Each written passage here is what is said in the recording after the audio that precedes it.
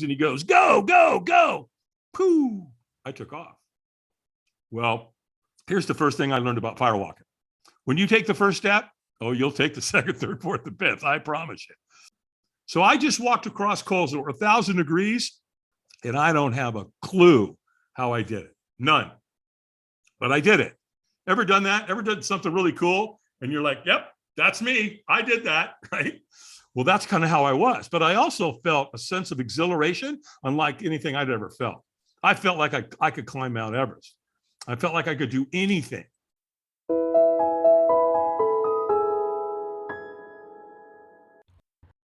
Welcome to Linda's Corner, where we bring more hope, healing, and happiness into the world. My name is Linda Bjork, and today we're going to be talking about walking through fire. I'm delighted to welcome Dave Albin. Dave worked for Tony Robbins for nearly 20 years as Tony's firewalk captain. Now Dave is the CEO of Firewalk Productions, LLC, and is the #1 firewalk instructor in America. You can learn more about Dave and how to experience your own firewalk adventure at his website, firewalkadventures.com, and I'll include a link in the show notes. Welcome, Dave. I'm so glad that you could join with me today. Thanks, Linda. It's really great to be here. Thanks for having me. Dave, I am so excited to hear all of your stories.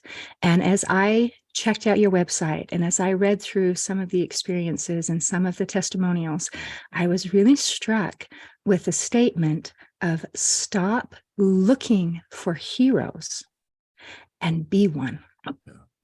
So is it okay if we start with that just a little bit of how is what you're doing helping us to become heroes? And why shouldn't I be just, waiting for someone to save me? Why should I step up to the plate? Well, I think my first answer to the part of that is no one's coming to save you. It's just not going to happen. You're on your own. And so, we need to get that part figured out. And I think for me, a lot of that came from my 35 years of being in Alcoholics Anonymous. Yes, there are people out there that will help you. But AA is built on the premise that you've got to reach out. You've got to contact them and say, hey, you know what? I'm not doing a very good job here with my life. I've got court cases. I'm losing my family. I'm going to jail. And it never, when somebody shows up to AA, are they at the top of their game, right? Life's not exactly stacking up in their favor once they get to an Alcoholics Anonymous meeting. And I was no different. I mean, I literally woke up one day on June 8th of 1988, and Linda, I was grossly addicted to heroin, cocaine, alcohol, cigarettes. I was in a lot of trouble. I was very suicidal, and I almost took my life that morning. And the only thing that stopped me was I had 3 kids that were my stepkids, and I loved them. And I knew that if I pulled the trigger on that pistol, that they're the ones that are going to die too. They're the ones that are going to suffer. They're the ones that have to clean it all up. And I didn't even know what PTSD was back then, but I knew that there would be a lot of emotional trauma. And I said, you can't do that. That's wrong. Figure out another way, sport. And I was having a real conversation with myself. And then all of a sudden, next thing I know, there's a thought in my head, well, call Alcoholics Anonymous. And you know what's interesting about that, Linda? I didn't even know who AA was. I had nothing, no recollection. I didn't know anybody that was in AA. I'd never been to an AA meeting. I'd really never even heard it, yet there it was. And so I did. I called AA, and I got this wonderful, loving human being by the name of, I nicknamed her Madge. And the reason I nickname her Madge lovingly and affectionately is that she talked like this, right? And she probably smoked 2 packs of Pall Mall non-filters a day, and that's why her voice was so raspy. But the bottom line is that woman saved my life because I gave her enough information because she was the gatekeeper. She was literally the one who's going to say whether she would call somebody to come pick me up and take me to a meeting. And she did. And she sent a man by the name of Lauren to pick me up. And he spent the whole day with me. He got me to my first meeting, which was at about 12:30 in the afternoon. And he stayed with me for a 4:30, a 6:30, and an 8:30. And while I was there, it was an all men's group. Man, did these guys, they were all over me. They gave me a big book of Alcoholics Anonymous, and they all wrote their name in it. And it said at the top, before you take that first drink, call one of us. And they just put their name and their phone number. And then they also gave me what's called a living sober book. And they did the same thing later on at one of the other meetings. And I went home that night and I didn't take a drink. And it's beyond a miracle. Because typically when you're coming off alcohol, that's one thing. But when you're coming off alcohol, heroin, and cocaine at the same time, I will just tell you, it's a bumpy road. it's not easy. And yet I got through that first night. And the next morning, it's 8:00 in the morning, my phone rings. And it's John from AA. And he's all enthusiastic that morning. He's like, "Hey, good morning, Dave. How are you feeling?" And I'm like, "How do you think I'm feeling?" Right? I mean, I want to kill somebody. And I might start with you, pal, calling me at 8:00 in the morning. He goes, yeah. He just kind of slushed it off, right? He goes, "Hey, I know where you live. We talked last night, and I know you live right around the corner. Let me come pick you up. Let me take you to breakfast, and let me get you to another meeting." And that's how it started, Linda. I mean, that was it. And so that's AA right there. That's who they are. That's why they're there. They're there to not only keep sober themselves, but they're there driven to help another alcoholic achieve sobriety. And so I learned early on that this is what AA is about. In fact, if you look in the preamble of AA, as you go through the steps and the traditions, it says, when anyone anywhere reaches out, I want the hand of AA to be there. And for that, I'm responsible. And I took that to heart because that's what they did to me. And so, one day turned into a week, and a week turned into a month. And when I got to a month, they gave me a little medallion, right? A little chip, and it said 1 month continued sobriety. Then they gave me one at 2 months, 3 months, 6 months, 9 months, and 1 year. And I've never had a drink or a drug since. In fact, I just celebrated 35 years. Well, along the way, what was happening is when I was in recovery with AA, I had insomnia. And I was up late all the time. My sleep patterns were all over the place. And there I am one morning, 3:00 in the morning. And guess who's on the television? His infomercial through Gunthy Ranker, Mr. Motivation himself. A young Tony Robbins is selling personal power. And man, did he get me. I couldn't stand the guy, actually, at first. It was like, how obnoxious is this guy? He's all motivated. And it was just ridiculous, because I wasn't all that motivated. But he said two things that got me. One, he said that we'll do more to avoid pain than we will to gain pleasure. And I remember thinking, whoa, okay, that's me all over. Because everything I did, drug and alcohol wise, I was trying to do one of those two things. I was either trying to gain pleasure or avoid pain. And it got to a point where none of it worked anymore, right? It had completely abandoned me. Then the other thing that he said that got me, he said, the two driving forces in our life where we make decisions from is out of inspiration or desperation. And I went, wow, okay, I'm pretty desperate. Maybe I ought to buy this guy's program. And I did. It was a 30-day program. When they sent it to you, you listen to a tape every day. But what I mean by tape came on these little white things called cassette tapes. In the olden days. Right. People go, what? What's that? Yeah. Go to the Smithsonian. You'll see what they are. And so I did it. I went through the program, Linda. I did what the man taught me to do, and it worked. Well, I loaned my tape program to a buddy shortly after I went through it, a guy in AA. Well, 7 years later, he calls me on the phone, and he said, "Dave, did you know that Tony Robbins is coming to town?" And I said, "No." And he goes, "Come on, man, dude, we gotta go. You got me into this." I was like, "Okay, fine, let's go. What's the date?" "Yeah, okay, I can go." He goes, "Great. I was hoping you'd go. I'll call you back. I'll make the arrangements." Well, he calls me back an hour later, and he goes, "Done." We pick up the tickets at will call, and here's what they told us to do. Number one, bring snacks. You're going to spend a lot of time in the room. What an understatement that is. Drink a lot of water. You need to stay well hydrated. Bring a good attitude and be ready to play full out. I said, okay. Well, how much was the ticket, Dan? He said $695. I was like, what? $700? He goes, yeah. You can pay me back. Don't worry about it. But I'm thinking, what's that today? 7,000, 7 million? I mean, I don't even know. $700. This was 1995. And so, and just he's getting ready to get off the phone. He goes, "Oh, wait, by the way, I forgot to tell you, we're going to be doing a firewalk." And I remember thinking, oh, hell no. No. Oh, no. This is all just going in my head. I'm not saying anything to my buddy, right? But I'm like, no, that's a hard no for me. I'm not going to do that. Why would I do that? And you know what's interesting about that, Linda? I didn't know what a firewalk was. I had no idea what that even meant. but it didn't sound good. And fear had been controlling my life like it had been controlling it for 30 some years. And I said, no, I'm not doing it. And so, but I didn't say anything. I was like, yeah, sure, Dan, sounds good. Great. Yeah, see you then. Boom, hung up the phone. No, I'm not doing that. Yeah, I want to see Tony, but I'm not going to do no firewalk. Well, you get to the event. Tony takes the stage at 2:00 in the afternoon. And the next thing you know, it's after midnight. I've been in a room for 10 hours with Tony Robbins. It gets back to, bring snacks because you'll starve to death, apparently. And all of a sudden, Tony goes, take your shoes off. And I'm like, oh, no. I see where you're going with that, pal. You're not tricking me, right? And all of a sudden, I'm with 3,500 people, by the way, at this event. And they start taking their shoes off. And I'm like, people, no, don't go towards the light. You're falling for it. No, don't do it. Well, so now I got a dilemma because everybody's taking their shoes off except me. And now I'm going, okay, so if I don't take my shoes off, because he's going to take you outside, everybody's going to know that I'm not walking. And they're going to be pointing at me and, oh, look at that guy. So I'm like, nah, we're not doing it. I don't want that either. So just take your shoes off. It's okay. Relax. Just when you get out there, go hide in the back. No one is going to know. And so it gets worse, right? Because as Tony's got you going out there, he gets everybody to start clapping and chanting.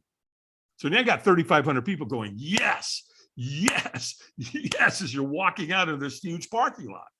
Well, it gets worse because once you get outside, he's got African drummers, right? So now it's dun, dun, dun, dun, dun, dun, dun. Yes, yes. And when you look over in the corner, Linda, there's a fire unlike you've ever seen before. It's a giant fire. It's about 30 feet wide, and it's probably 70 feet long. And they burn it all day. And all they do is keep adding wood, more wood, more wood, more wood. And what happens after 10 hours of burning, it just renders. And you have this giant, beautiful pile of, this blue flame coals. It's gorgeous. Well, logistically, how they set that up is they take a wheelbarrow and they go over to that pit and they load it with coals. And then they bring that back in between 2 lanes of sod, of grass, which is a fire lane, right? So, and that fire lane's 3 feet wide, 18 feet long. And they just take a shovel, flathead shovel, and they sprinkle those coals on top of that grass. And that's what you walk on. Well, as I said earlier, I'm having none of it. I'm hiding out in the back. Well, here's the thing. Tony Robbins chose firewalking because he did his research. He knows literally it's probably one of the most life-changing paradigm shift experiences any human will undertake. And he knows it. So he wants to make sure he gets everybody through it because it's that life-changing. So he knows there's cowards. He knows where we are. We're all hiding out in the back. So what's he do? He trains people to come find you. So I'm back there all by myself, and here comes this guy. And he makes eye contact with me. And Tony must teach him, look, once you make eye contact with him, don't take your eyes off him. Well, he comes and he's coming and he gets about 20 feet from me. And he kind of looks at me funny, kind of bends down. And all of a sudden he says, are you okay? And when we're not okay, what do we say? Yeah, fine. Yeah, fine. Good. All good here, pal. Nothing to see here. Move along. And all of a sudden he stops and he looks at me again and he goes, well, hey, man, are you going to walk tonight? And I said, absolutely not. And I said it to him with that kind of tonality. And he's like, cool, man. He goes, hey, it's no big deal. It's okay. We don't want you to do anything you don't want to do. And I thought, wow, I like this guy. He's going to get me out of here. Well, guess what? There's a stranger out there floating around in my life who asked me one question that changed my life forever. And I still don't know who this guy is to this day. And his question was, wouldn't you at least like to watch? And I thought for a second, yeah, sure. Yeah, let's do that. Let's watch these people burn their feet off. That should be entertaining. And he says, well, look, man, from where you are, you're not going to be able to see anything from way back here. Which he's telling the truth. I'm 100 yards away. I got 3,500 people standing in front of me. I can't see anything. I can hear it. They're chanting. They're clapping. The drums are going. People are already starting to walk, and they're screaming and yelling and celebrating. I mean, it is a dog and pony show unlike you've ever seen. It is intense. I've never seen or witnessed anything like this. And he said, well, just get in line. And eventually, you'll get up there. Right. And he's telling the truth. He really is. And so I did. I got in line and I'm kind of walking along. And again, I'm not clapping, but it's going on, man. All that, all that thunder is happening. And all of a sudden, this guy comes up to me and he whispers in my ear and he goes, he knows when you're ready. When he says go, you go. And pew, this guy just disappeared into the night. And I'm like, what was that? Who was that? What was that about? And so now I'm like, it's like, what? And there's so many things going on at the same time. Your brain is just trying to figure out what the heck, right? And all of a sudden I get to a point I can't see in front of me because I got hundreds of people in front of me. But I could, if I look at an angle, I can see it. And Linda, they're doing it. They're walking. Every race, every creed, every color, every age, they are walking on fire. And when they get to the end of the lane, they're jumping up and down and they're celebrating. They're going nuts. And so I'm mesmerized, right? I can't take my eyes off it. It's like driving by a car accident and you swear you're not going to look at it, but what do? We stare at it, right? Well, that's kind of how I am. I'm mesmerized and I'm just watching these people and I'm not paying attention at all. I'm in a zone. And all of a sudden, boom, guess where I am?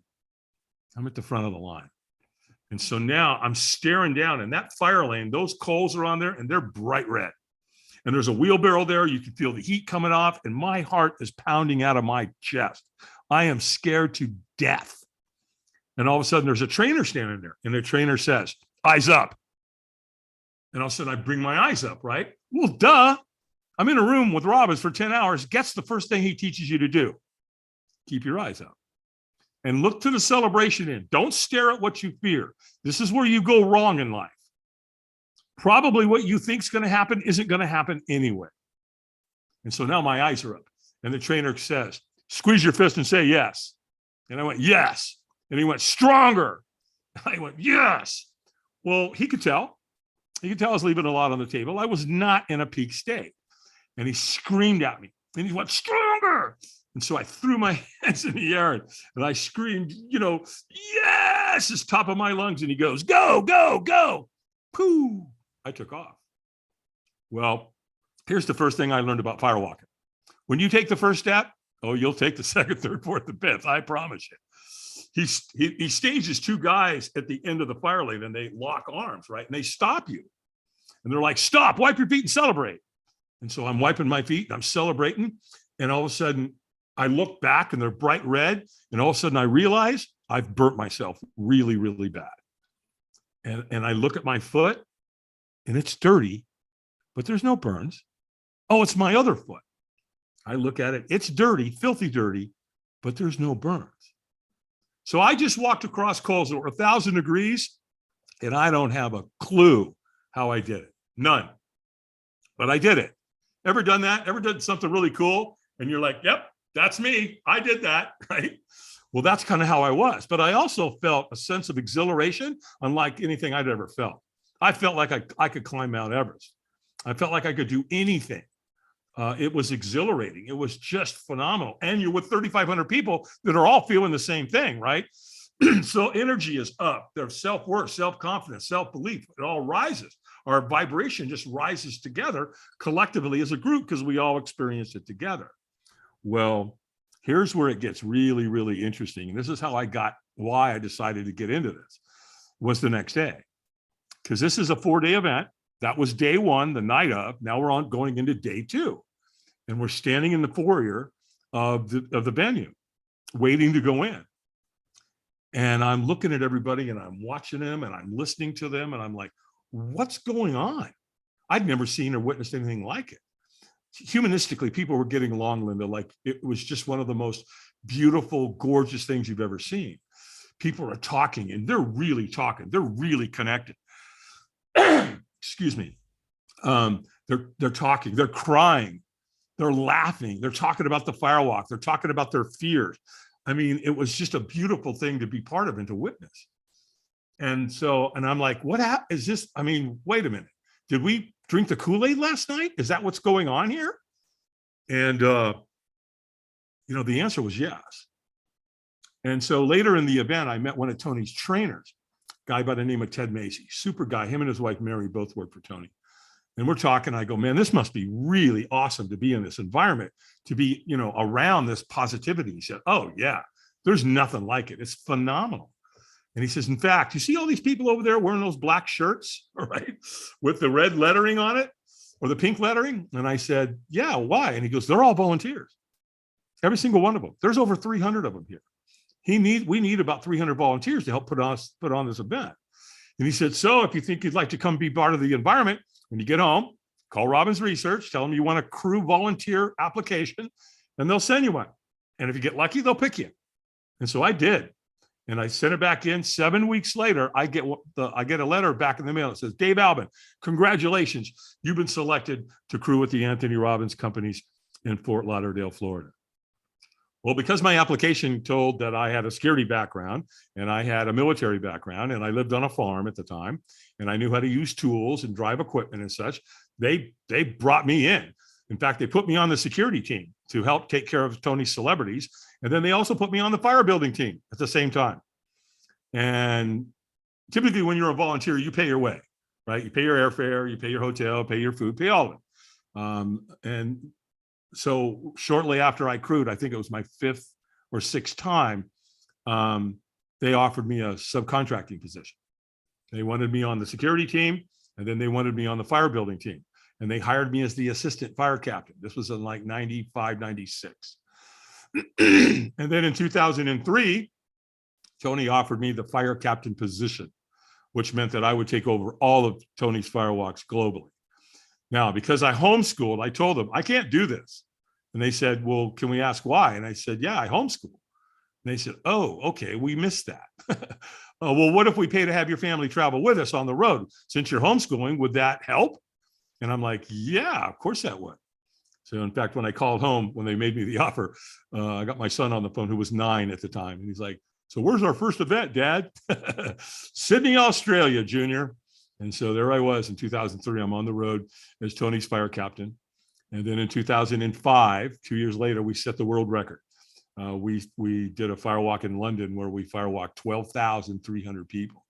Now, I say it's a world record, Linda. I do want to disclose that Guinness Book was not there.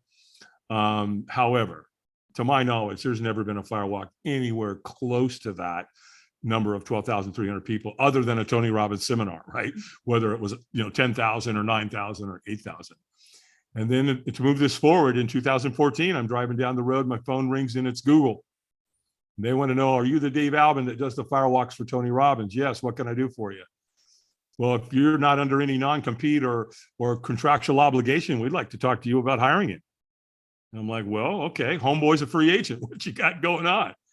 And they had 148 executives that were in a 9-month, very intense curriculum. And they wanted to use a firewalk for the graduation.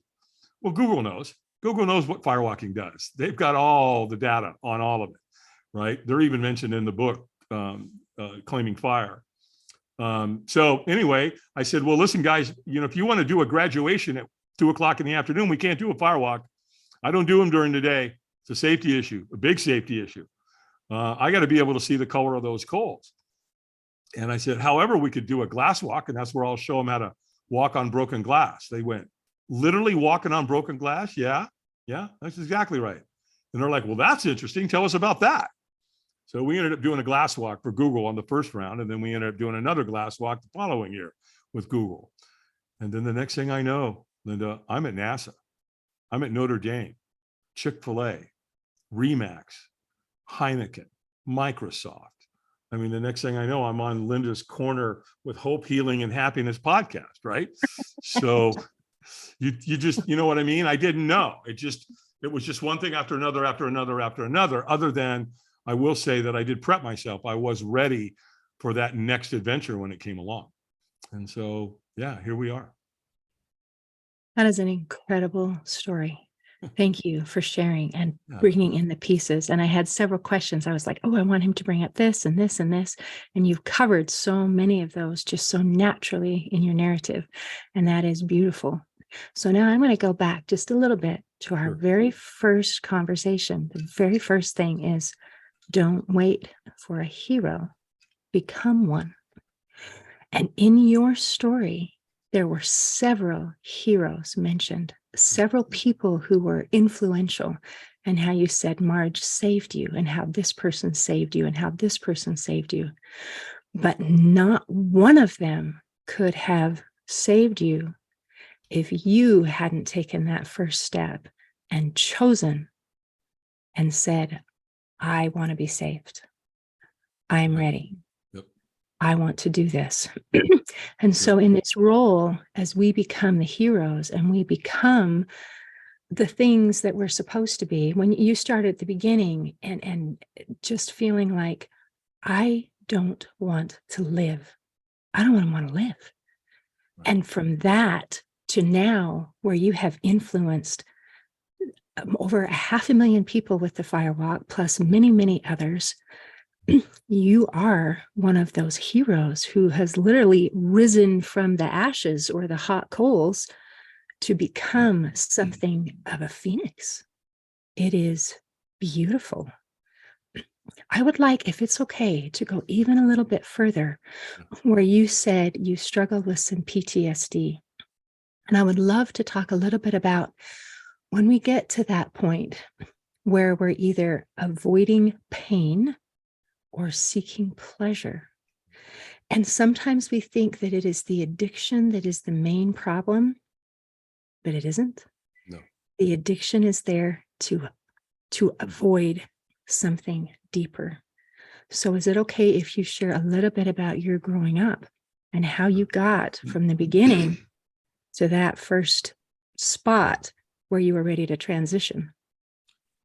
Well, to back that up, I mean, I also believe that the two most important times in someone's life is the moment they were born, which I'll go back to, and the moment you figure out why. And so that transition, it got both of those things sorted out for me. So when my biological mother was pregnant with me, I was in Hollywood, California. My mom was working at the Roosevelt Hotel on Hollywood Boulevard. And my biological father was a pilot in Korea. And he'd hurt himself somehow in his head. I don't know any details of that. I just know that to save his life, they put a plate in his head. Well, it also took his life.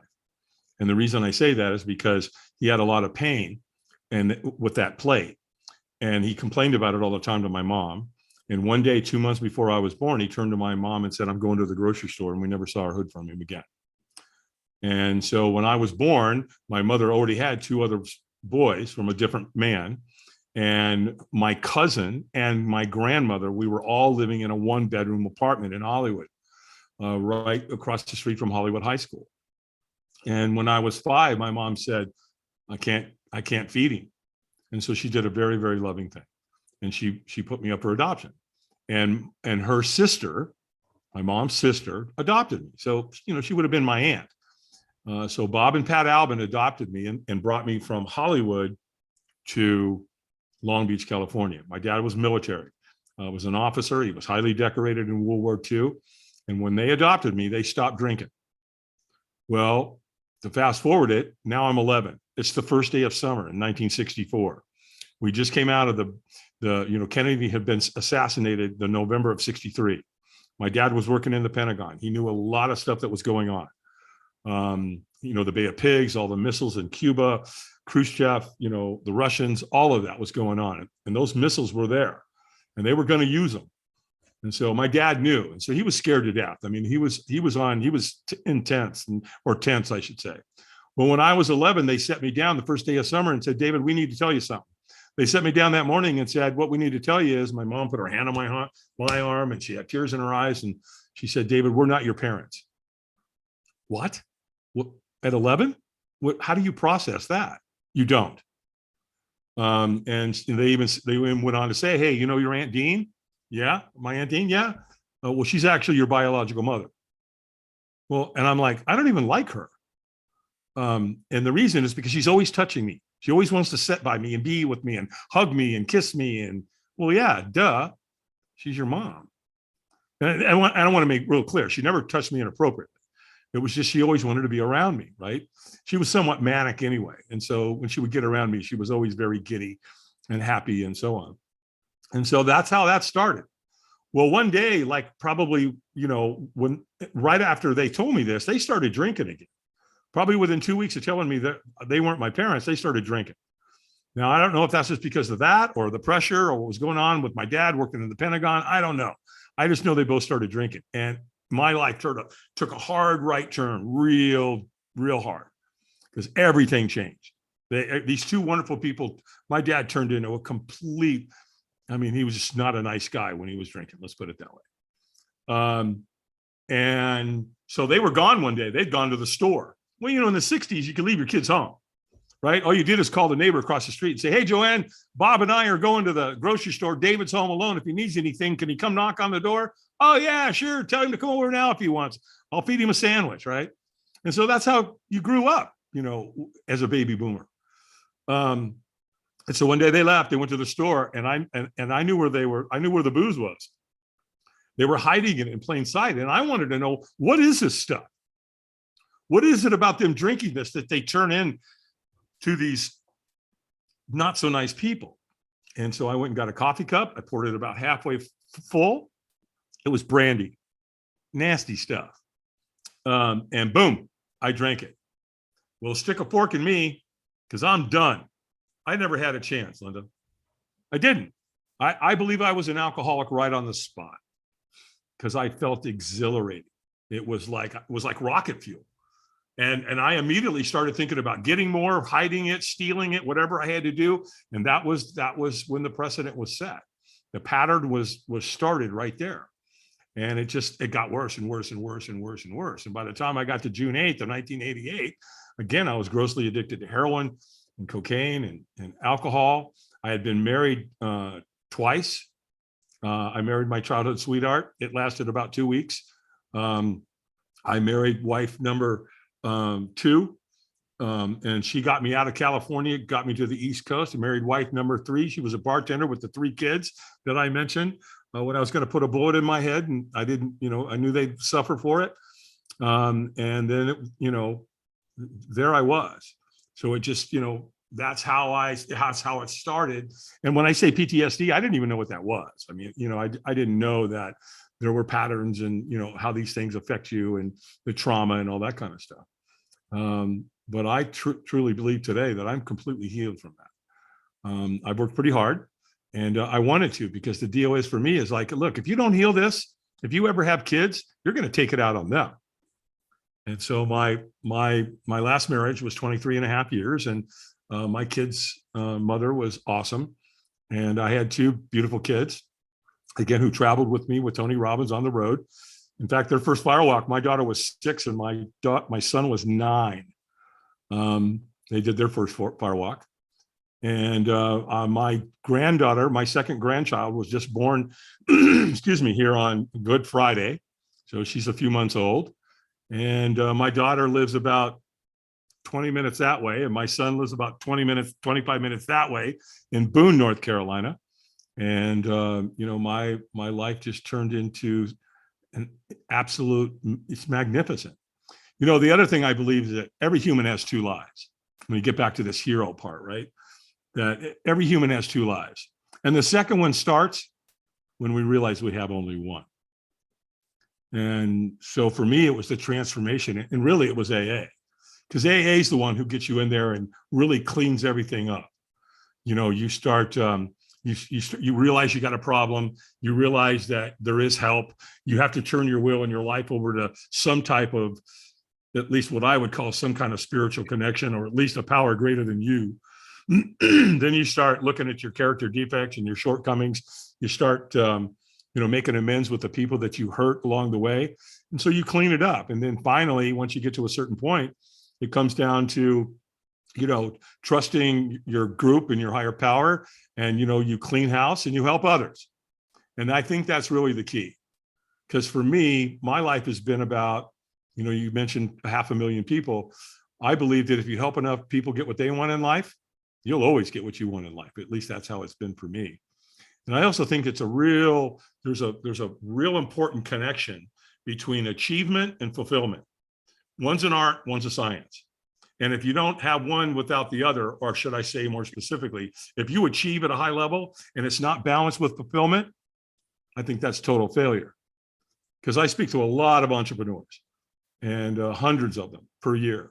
And one of the first things I tell them is, look, you're not going to get to the end of your life and say to yourself, wow, I wish I would have spent more time making money and less time with my family. It's not going to happen. So, state management is what it comes down to, is managing your state. And I think the two most important words on earth from how it's directed towards us is I am. And then fill in the blank. And you better be careful with what you say. I believe that you should never, ever, ever, under any circumstances, say anything bad about yourself. Nope, don't do it. Don't program yourself. In fact, it takes a lot more courage to tell yourself that you're amazing and you're wonderful and you hear and you have divine purpose and you're here to help others and you're magnificent at this and I'm wonderful at that, and just get really clear about who you are and why you're on this planet. I mean, we already know that statistically, right? If we look at the science and we look at the mathematics of being born, the number that's out there is we're 1 in 400 trillion. Well, that's pretty profound, right? How many billions of people on the planet? There's only 2 that can create you and I. So, that's no accident. And so my life has become one about encouragement and helping people live their best life. And if nothing else, it's to help to break through, who they are as far as, the courage side of things and who they are at their core. And once you get dialed into that. And that's huge. It is. And you're talking about all of these different things. And I want, again, to just emphasize that no matter who we are, no matter where we came from, no matter what our story was, we have a chance to turn things around and to be able to turn it into something that is good, something that is fulfilling, something that we feel has achievement. And the firewalk and your glass walk are 2 ways to do this very, very quickly. And you also have something that's a little, I would say, milder in the experience level, and that is your board breaking. Yeah. Is it okay if we talk just a little bit about that, and then we'll wrap things up? Sure, of course. Well, so there's a couple of other, yes, the glass walk and the firewalk are profound. And I love what you say, because that pays off immediately, right? As soon as I did that firewalk, I was out of my mind excited. When you do the glass walk, same thing. I watch the patterns. I watch them do this. So what we do with the board break, and companies love this, is that, so we just take a board, right? And we write some things on the front of it, and we write some things on the back of it, something we want to move towards, something we want to move away from. And then I also invite them to write anybody's name on the board that you're in conflict with. So if forgiveness or healing or reconciliation is part of that relationship, get their name on the board. And then it's a simple martial arts move, very easy to do. I've done kids as young as 5 years old, all the way through, teenagers and all the way into adults. And I show them how to break the board with their bare hands. It's a martial arts move. And, you see it a lot in dojos and martial arts schools and studios, to graduate from one belt to another. Then they typically will break a board. They'll either break it with their hands, they'll break it with their feet, they'll break it with their heel of their foot, whatever. And then they graduate and they get their new belt. So here, though, we just do it as a team building experience. And man, it's powerful. When somebody comes and calls me, I charge them $57 a person with a 100-person minimum.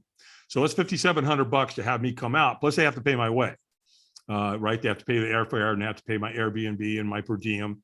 And then I buy the boards. And so, I cover the cost of that. In fact, if you want, I'll do something for your viewers. If they want to learn that board break, if they'll come to my website and book an appointment through my calendar, I'll spend 15, 20 minutes with them on the phone and I'll show them exactly how to do it. Won't cost them a thing. There's no upsell. I've got nothing else to sell them. But I'll be more than happy. If they're a coach or a trainer or maybe a business owner or whatever, and they want to bring a really cool experience to the table, because, every business owner, entrepreneur, and CEO is left with the daunting task of what? Keeping people motivated. keeping them inspired. And a board break is a really, really fun experience. And they can take the board home with them. We've had people that frame it and put it up on their wall. And, it's a really big deal because, again, they'd never be able to do that or never. Let me say that a different way. They're probably never going to get the opportunity to do that unless they joined some type of martial arts studio. So again, for your viewers who, being on your show today, I'll do that for being on your show, and they'll just have to get a hold of me through my website and book an appointment, and I'll show them how to do it. Won't cost them, I'm not going to charge them a dime. Oh, that's awesome. Dave, thank you so much for everything you shared today. Is there anything else you want to make sure we cover before we close? Yeah, there is. Just understand how powerful it is, the words I am. And fill that in with positive affirmations of who you are, and do them every morning, and work it into your routine. Drink good water, take care of yourself, exercise, eat right, and look to help other human beings. And if you do that, your life will become. My life is so fulfilled, Linda, it's unbelievable. I feel I'm one of the most blessed men on earth. Sometimes I got gratitude oozing out of my ears. And it took a lot of work to get there, but it doesn't matter how far down the scale you have gone. I will tell you this, there's a way out. There is definitely a way out. And I'll leave with this. I think one of the smartest, most intelligent things any human being can do on this planet is to reach out for help.